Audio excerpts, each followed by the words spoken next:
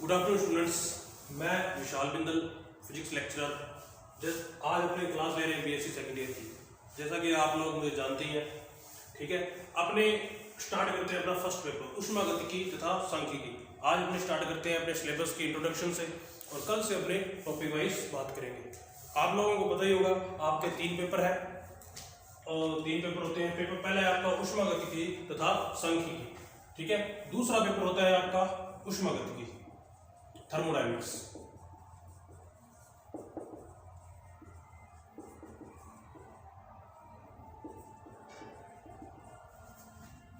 And आपका third paper है optics. तो अपने पेपर वाइज आगे बढ़ेंगे। पहला पेपर है आपका ऊष्मागतिकी तथा सांख्यिकी। आपके इसमें 2 पोर्शन है। आप जैसा नाम से पता लग रहा है, एक है आपका फर्स्ट ऊष्मागतिकी तथा दूसरा है आपका सांख्यिकी थर्मो एंड स्टैट्स। ये 2 पेपर आपके थर्मो की है 3 यूनिट। हर पेपर में आपके जैसे कि 5 यूनिट लगती हैं, तो 3 यूनिट आपके चलेगी थर्मो की और 2 यूनिट लगेगी आपके सांख्यिकी की। ओके, इसी तरीके से आपके थर्मोडायनेमिक्स एक अलग से पूरा पोर्शन है, पूरा पेपर थर्मोडायनेमिक्स। इसमें आपके वही 5 यूनिट कंटिन्यू और 5 यूनिट आपकी होगी ऑप्टिक्स की, ठीक है। आपने आज बात करते हैं पहले पेपर की ऊष्मागतिकी तथा सांख्यिकी की। देखो भाई, ऊष्मागतिकी सांख्यिकी में आपके इस तरीके से 5 यूनिट है। पहली है आपकी चिरसम्मत सांख्यिकी, मतलब क्लासिकल स्टैटिक्स, और दूसरी है आणविक वेगों का वितरण, ठीक है, डिस्ट्रीब्यूशन ऑफ मॉलिक्यूलर वेग्स वेलोसिटीज। तीसरी आपकी ये आपके फर्स्ट यूनिट में 2 चैप्टर लगेंगे, ये आपका पहला और ये दूसरा, फिर ठीक है। आपकी दूसरी यूनिट है व्यापक ऊष्मागतिकी अन्योन्य क्रियाएं।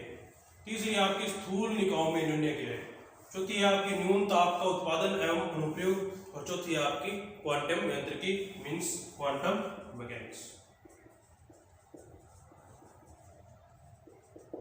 देखो भाई, अपने स्टार्ट करेंगे सबसे पहले ऊष्मागतिकी से। तो जो आपकी शुरुआत वाली 2 यूनिट है, पहली और दूसरी, ये है आपकी स्टैटिक्स से रिलेटेड, और फिर बाकी जो 3 बचती है आपकी, ये है आपकी ऊष्मागतिकी से संबंधित। तो अपने ऊष्मागतिकी से संबंधित से स्टार्ट करते हैं, थर्मोडायनेमिक्स से स्टार्ट करते हैं। तो थर्मोडायनेमिक्स आपकी क्या है, स्थूल निकायों में अन्योन्य क्रियाएं। तो तीसरी यूनिट है आपकी स्थूल निकायों में अन्योन्य क्रियाएं।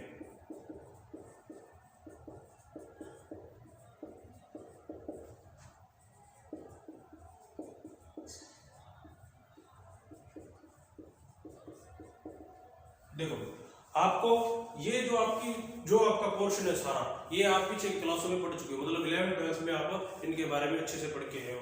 अब उन्हीं चीजों को अपने व्यापक स्तर पर, बड़े स्तर पर और अच्छे से डिस्टेंस अच्छे से पढ़ेंगे।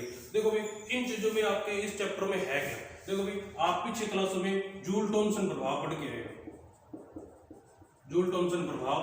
तो अपने जूल थॉमसन प्रभाव देखेंगे और उससे संबंधित इसकी घटनाएं, इनके जो अनुप्रयोग है वो। फिर आप पीछे आदर्श गैस समीकरण पढ़ के आए हो, आदर्श गैस समीकरण। तो आदर्श गैस समीकरण को आपको यहाँ फिर से रिवाइज कराया जाएगा। आप पढ़ के हो वास्तविक गैस समीकरण। देखो, अगर आदर्श गैस समीकरण आपकी क्या थी, पी वी बराबर एनआरटी। तो आपका इसका यहाँ पे इसका डेरिवेशन क्या था वो पढ़ेंगे अपने, पी वी बराबर एनआरटी कैसे आता है। फिर आप वास्तविक गैस समीकरण पढ़ते हो, तो अपने यहाँ वास्तविक गैस समीकरण। देखो, यहाँ वास्तविक गैस समीकरण में आपके 2 कांस्टेंट आते हैं नए, ए एंड बी, 2 स्थिरांक, 2 विचलन आते हैं वास्तविक गैस। इस आदर्श गैस समीकरण में जो विचलन आते हैं ए और बी, इनकी अपने क्या करेंगे, व्युत्पत्ति करेंगे भी ये वास्तविक गैस समीकरण में कैसे आते हैं। जैसे कि आपने पढ़ ले वास्तविक गैस समीकरण आप जानते हो। फिर आप जूल थॉमसन प्रभाव पढ़ोगे, 1 नंबर, ये 2 नंबर टॉपिक आपका। ये 3 नंबर आप जूल थॉमसन प्रभाव, जूल थॉमसन प्रभाव क्या होता है, इसके कारण कैसे कैसे। फिर आपने एक पढ़ा है चौथा टॉपिक क्लासियस क्लैपेरॉन समीकरण, नया टॉपिक जुड़ेगा आपका क्लासियस क्लैपेरॉन समीकरण।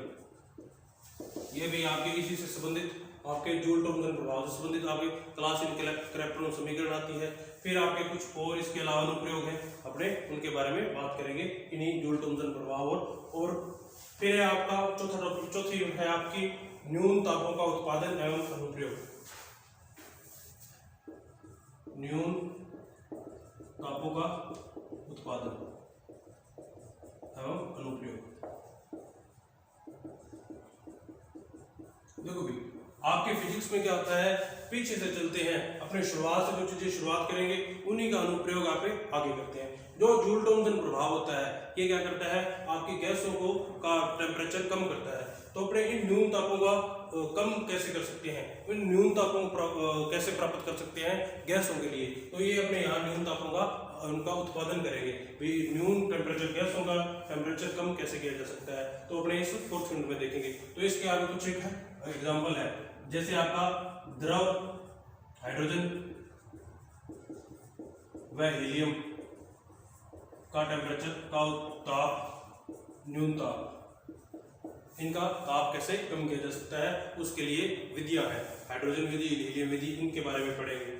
और आपका है वाष्पिक गैसें हैं जो आपकी, इनका टेम्परेचर कम कैसे किया जाता है, उनके बारे में पढ़ेंगे।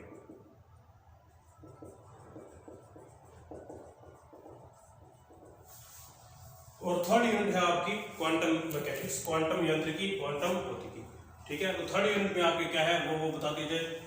और फिर अपने कल से जो आपका रेगुलर सिलेबस है थर्ड यूनिट से अपने स्थूल निकाय में निम्न ग्रह, इनके बारे में विस्तार से पढ़ेंगे। तो पांचवी यूनिट है आपकी क्वांटम भौतिकी।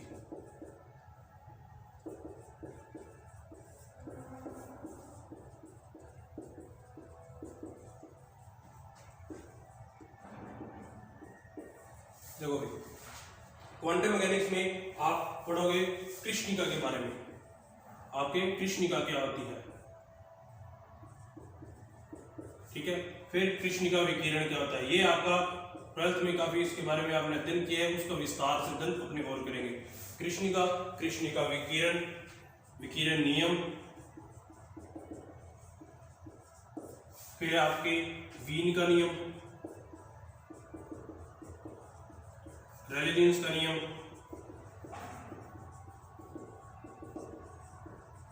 प्लांक का विकिरण नियम,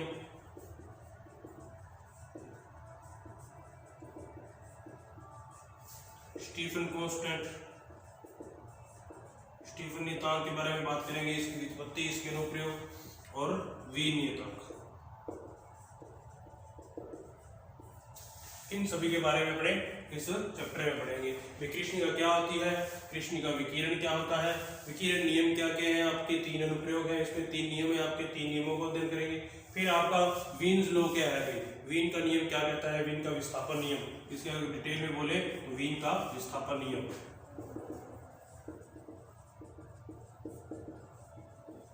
फिर है आपका रेलेजेंस का नियम, ये वीन और रेलेजेंस दोनों को मिला के प्लांक ने अपना नियम दिया था, जिसे कहते हैं प्लांक का विकिरण नियम या प्लांक्स लॉ।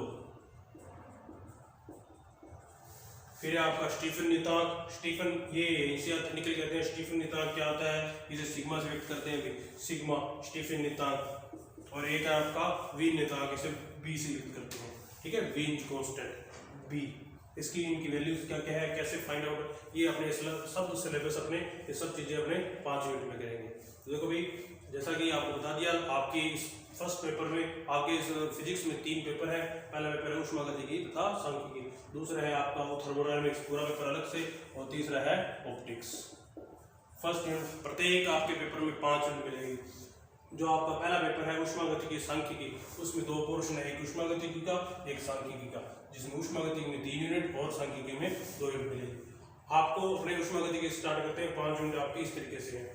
ऊष्मागतिकी 3 यूनिट स्थूल निकाय में निर्णय के न्यून तापों में उत्पादन तथा अनुप्रयोग और क्वांटिवेद, ये 3 तो है ऊष्मागतिकी से रिलेटेड। और सांख्यिकी से रिलेटेड है आपके चिर समध्यांकिकी तथा आणविक वेगों का वितरण, ये 2 चैप्टर मिलेंगे। और दूसरा मिलेगा व्यापक ऊष्मागतिकी निर्णय के लिए, ये मिलेगा आपको सांख्यिकी में। हालांकि दोनों एक दूसरे के पूरक है, ऊष्मागतिकी आप पढ़ोगे तभी इसको सांख्यिकी पढ़ सकोगे, इसलिए अपने सांख्यिकी का मैंने आपको ऊष्मागतिकी का आपका जो पूरा सिलेबस है मैंने आपको यूनिट वाइज समझा दिया।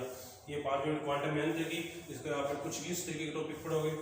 तीसरा है आपका स्थूल निकाय में निर्णय, इस यूनिट में आपके जूल थॉमसन प्रभाव, आदर्श गैसों के समीकरण, इनके बारे में पढ़ोगे।